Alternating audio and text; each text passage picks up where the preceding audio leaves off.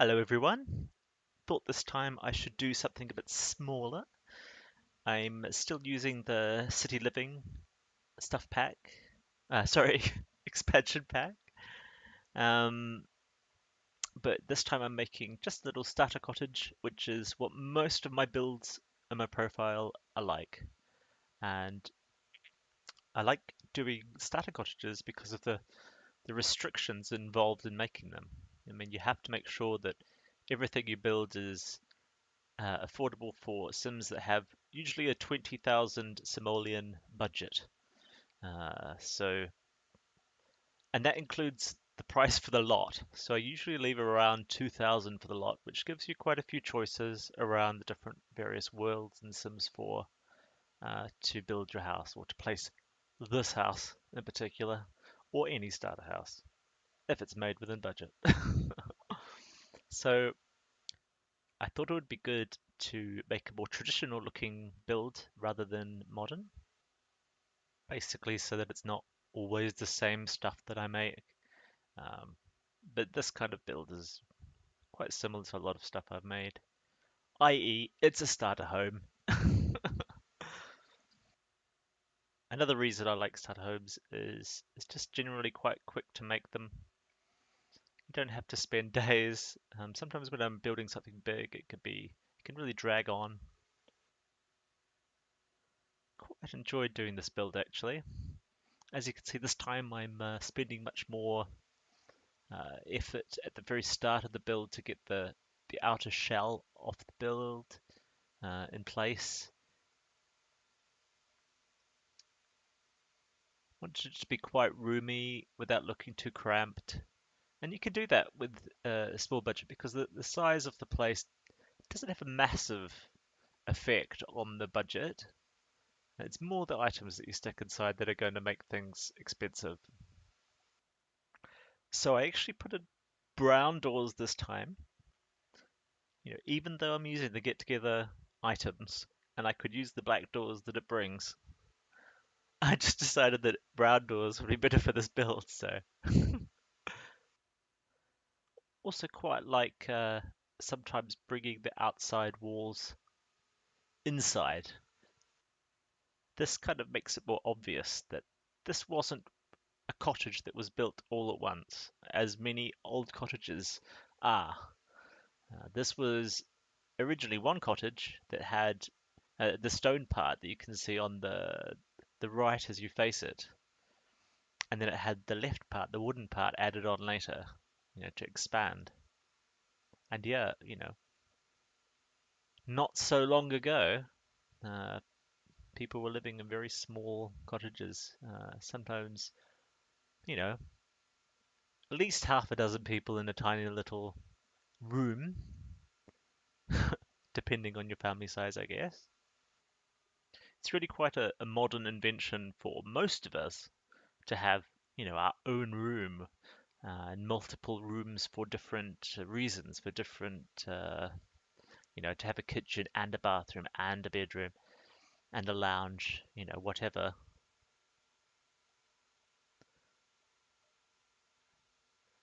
So yeah, I really like that the bed there with the blue pillows. It's just a nice subtle use of color. Of course didn't want to then add too much color to drown that out. So I'm just generally adding things that are going to complement the style of the bedroom already. The style being plain. The style being pretty plain, but relatively classy given the amount of simoleons, used. I can't help, wanting to put a bit of class into my builds. You won't see me making, people do these trashy builds or dirty builds. I can see the fun in that, but I don't want to make something like that, and I don't want my Sims to live in it either. So really, this room is going to be pretty much an multi-purpose room with the kitchen, the lounge, dining area, sticking in some of the city living cheap furniture, kitchen furniture now. I thought I'd go for a lighter look first. Um, I could sometimes make some dark kitchens. Thought I should probably make a lighter kitchen. Realized though that, with the stone and the wood and the general look of the place, I mean, it does already have this rustic, dark look anyway. So, I mean, later on, you'll see I changed the colors of those counters uh, to be a bit darker, just to generally make it match the rest of the room. It, if I was making the kitchen more separate, it would be tempting to generally make it lighter. But I don't know, I felt it would be best like this. The reason the video is paused is because I actually went off and had a coffee or something, and I completely forgot that I was recording.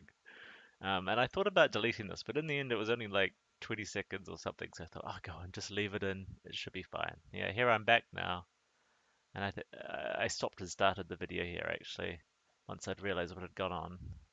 So it'd be easy to go back and cut it out. So I use that sofa so much in my starter builds, and I was thinking, this isn't right. If you're using City Living stuff, Ash, you should probably stick some City Living sofas down. The City Living sofas, these kind of flea market sofas, they're supposed to be only bought from the flea market. So I thought maybe it's a bit of a cheat if I stick them in there. Maybe people won't appreciate using the flea market items in there, but they really look nice. I mean, I really like that green. It doesn't work in probably most of my builds, but in this place, I think it works. I love these little get-together flower pots. And I think they'll work here, but later on, once I make the garden a bit more noisy, a bit more busy, they get drowned out and I actually move them. But I quite like this look as it is now, this simplistic look.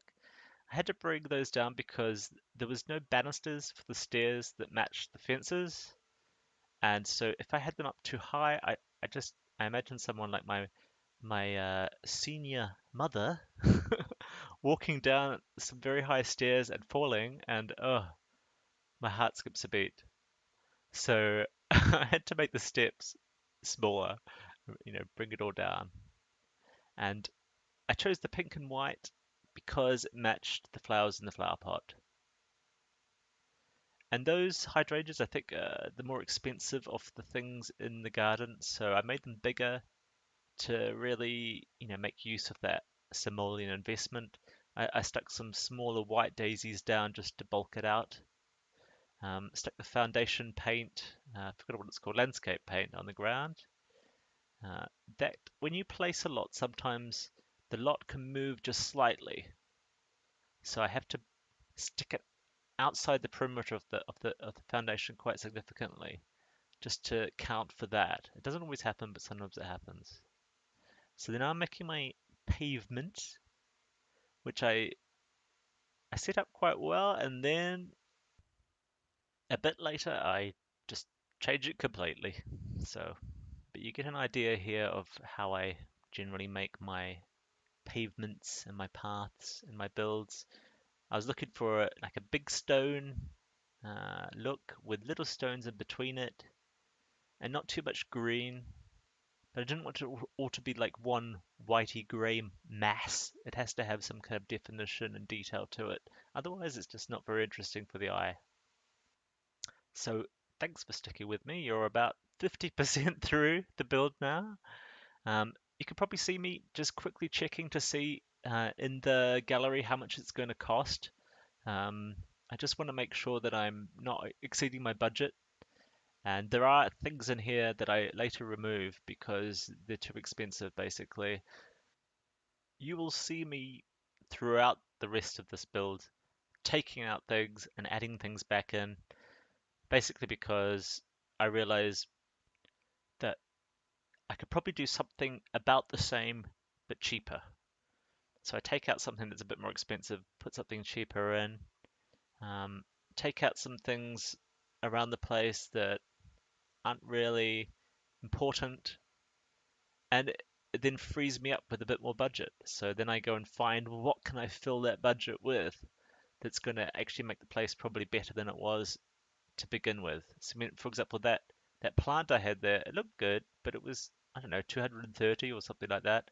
I mean, I don't need to spend that much on a plant. Sure, you're losing some style by removing it,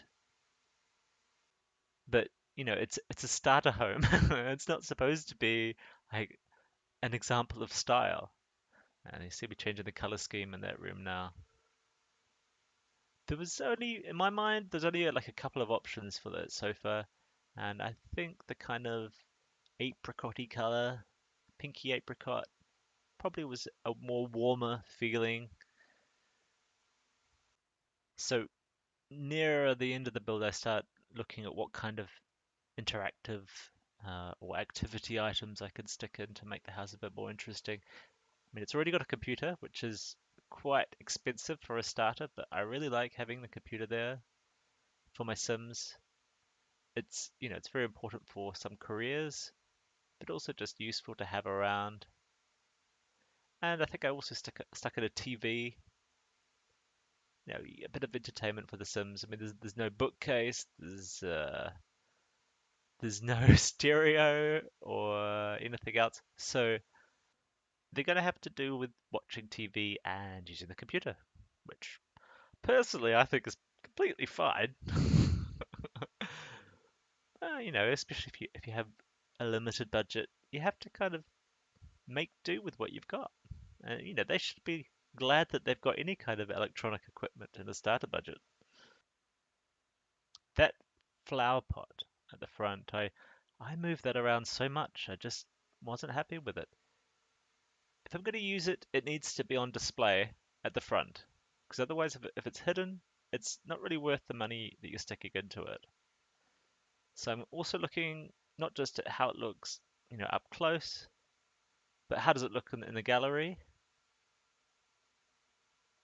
Make sure that rubbish bin is usable by the Sims. So here I am redoing the pavement. Not sure that, people are really going to look at that and say, whoa, that's a cool pavement. You've really put a lot of effort into that. But I do it anyway, I think because I'm so obsessive. Quite like having some chairs near the door for you to chat with the visitor when they come around. But it was really cramped next to the rubbish bin, and I thought maybe having a seat next to the rubbish bin isn't such a nice idea. Tried to make them work on the tiny little patio out there, but I don't know, it just wasn't working. So I think in the end, the chair disappears. Let's see. Don't remember it. Yeah, it's gone now. It's gone. And I replaced that big door a while back. I didn't actually point it out, but there was a much bigger door, and now there's a smaller door. It's got a bit more character. Doesn't look as out of place as the white door did. So now I'm trying to place these. They're called house flowers, but they're kind of like more like wallflowers to me. Just trying to make sure that I've got them in the right place. They swap around a bit. Didn't look quite right there. But at the side there, they're kind of hidden by the tree. And they're actually like that at the end, so I might change that a bit before I upload it. We'll see. So really the most dramatic parts of this build have already occurred. This is more my obsessive tweaking going on. So now I just want to quickly check how it looks at different times of the day, make sure the outside lighting isn't, it's sufficient. Seems to be okay. Didn't make any changes to lighting. Tried to put some roof detail on. And this was about the time that I'm thinking, hey, what's my budget? What's my budget? I've got to really watch this. And it was then that I started deleting a few more things and generally reorganizing a little bit more. Sticking in my new favorite rug.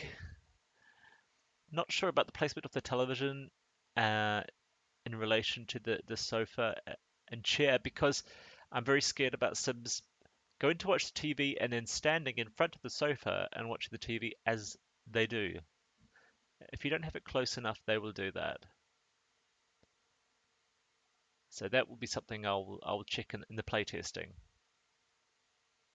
Just noticed there's actually a fishing spot right outside the window, which is quite handy, especially if you're starting out in your little house. You can run outside grab yourself a fish, come inside and cook it, and save yourself a few simoleons, maybe. I was really quite keen to have something under the window in the main bedroom, but I think I abandoned it in the end. Ah, no, that's right. There is something coming there, but it's not as much as I thought it would be. So I was very keen to have two bedrooms in this little cottage. So I made this one a bit more like a children's bedroom, but it could also be an adult. I mean, there is a kind of a children's thing going on there, but you could easily just remove a couple of the toys and make it more adult. Those chairs are extremely expensive. Don't know why I thought I could get away with sticking them there. Also, not very keen really on the idea of going into your bedroom to sit down and chat. I mean, why can't you just chat in the lounge or in the kitchen or something like that? Thought about adding some more colour to the walls. I can imagine people who prefer more colour in builds than me would be like, yeah, add more colour, it's so drab and boring. But I like it like that. That would really go against my general style, throughout my builds. I'm more of a subtle color user, but I have to make it really clear that I like these colorful builds that I see other people making. Some of my Twitter followers making some very colorful builds, and I really appreciate them. But I wouldn't be in my element making those colorful builds myself. I mean, I have made a few colorful rooms like for kids or something like that. Um, but generally, I go for more neutral with just a subtle use of color. It just appeals to me more. And I think probably if I was trying to make myself build something that I wasn't comfortable with or I didn't like myself, it wouldn't end up very good. So I think it's best just to go with your strengths, go with the things that interest you. If people think this is, my build's too neutral, then that's fine. They can skip on by and find someone who's more colorful. So screenshots are just coming up in a sec, and from the screenshots you'll see that I had to make a couple more changes even after this video. That's because I realized that I hadn't put a stove in, which is actually really unusual for me not to realize. But I did know there was something wrong with that kitchen. Anyway, there's the lounge at the end. Looking nice. There's the kitchen with the stove and a bookcase. A bathroom, not the most interesting shots. Kind of creepy hallway with the enchanted looking door. A second bedroom, which could be a kid's room. And the main bedroom. Thank you so much for watching, everyone. Please subscribe to see more videos, and hope you enjoy your day. Bye bye.